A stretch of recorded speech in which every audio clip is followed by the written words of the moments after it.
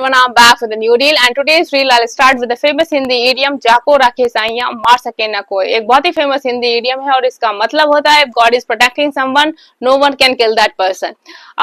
Recently कुछ reel social media पे काफी वायरल हो रही हैं। इन रील्स के according prime minister Narendra Modi को टारगेट करा गया था एससीओ समिट के टाइम पर। जिस तरह से ताशकंद के टाइम पर लाल बहादुर शास्त्री को टारगेट करा गया था, सेम पैटर्न पे प्राइम मिनिस्टर नरेंद्र मोदी को टारगेट करा गया था।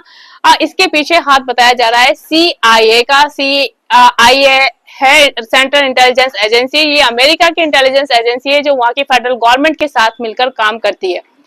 यदि बात करी जाए एससीओ समिट की तो हम सभी जानते हैं कि काफी हाईलाइटेड रही है इस बार, और अमेरिका के लिए ये समिट एक तरह से रेड फ्लैग थी क्योंकि इंडिया, चाइना और रशिया तीनों कंट्रीज के हेड इस समिट में मिलने वाले थे और ये तीनों कंट्री आज के टाइम में अमेरिका के लिए सबसे बड़ी थ्रेट बने हुए हैं। अमेरिका अपनी थ्रेट को कम करने के लिए या अपनी सुप्रीमेसी को मेंटेन करने के लिए किसी भी लेवल पे जा सकता है, वो हम सभी जानते हैं। अमेरिका वो आस्तीन का सांप है जो आपको कभी किसी भी समय डस सकता है अपने पर्सनल बेनिफिट को फुलफिल करने के लिए।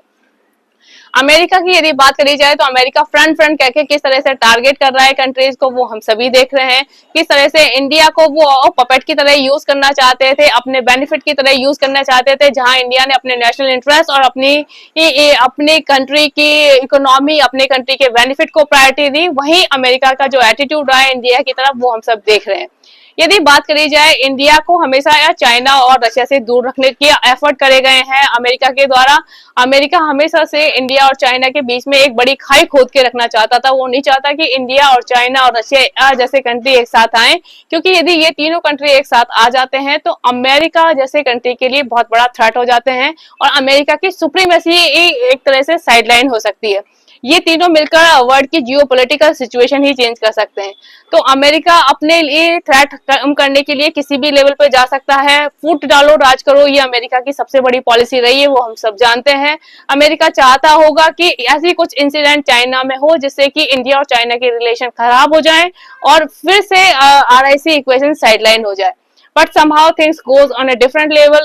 Chinese intelligence agency SPJ commandos को और रशियन इंटेलिजेंस एजेंसी को इसके बारे में पता चला, हमने देखा भी है।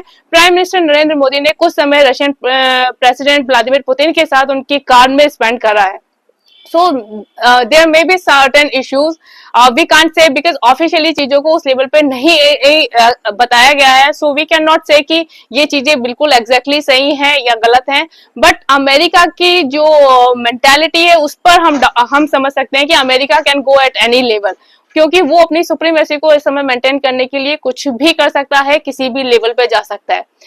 और इंडिया को एक बहुत बड़ा लेसन है अमेरिका, क्योंकि अमेरिका ने जिस तरह से इंडिया को फ्रेंड बोलकर इंडिया को यूज करने की कोशिश करी थी, वहीं इंडिया ने किस तरह से स्ट्रांगली अपने नेशनल इंटरेस्ट को प्रायोरिटी दी है, अपने कंट्रीज को एक साथ लेकर एक डेवलपमेंट वर्ल्ड की बात करी है।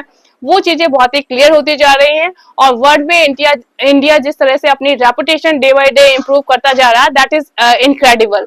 इंडिया को आज के टाइम पर इस तरह से टारगेट करना अमेरिका की सबसे बड़ी भूल है, वो हम सभी जानते हैं। और इसके चलते अमेरिका को कितना बड़ा नुकसान होगा, अमेरिका कहाँ स्टैंड करेगा फ्यूचर में, ये भी एक बहुत बड़ा क्वेश्चन है। So we have to understand all these strategies, किस तरह से वर्ल्ड में कंट्रीज अपनी डिप्लोमेसी को मेंटेन कराने के लिए साम दाम दंड भेद सारी पॉलिसीज यूज करते हैं और टारगेट करते हैं। बट जिसको if god is saving someone, no one can touch that person even. तो जाको राखे साइयां मार सके ना कोई, ये बहुत ही रेलेवेंट लगती है मुझे इस इंसिडेंट में, क्योंकि कोई भी कितना भी आपके पीछे बढ़ जाए बट आपके इंटेंशंस अच्छे हों या आपके साथ गॉड है तो no one can harm you.